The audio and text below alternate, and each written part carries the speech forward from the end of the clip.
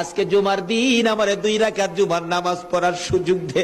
ও নবীর উম্মতেরা, নবীর আশিকেরা, হুসাইনের আশিকেরা গো, এই 2 রাকাত নামাজ জুমার নামাজ ছাইরো না, আমার নবীর শাফায়াত নসিব হবে না।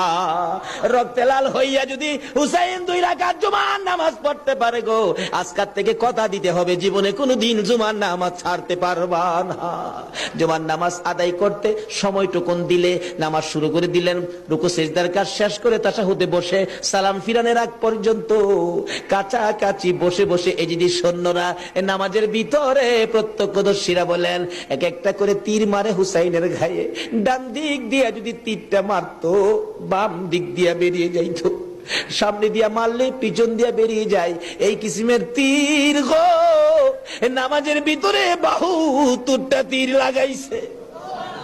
হুসাইন সালামটা ফিরাইয়া নানা গো কইয়া কালতে কালতে জমিনে গড়াগড়ি শুরু করে দিলে।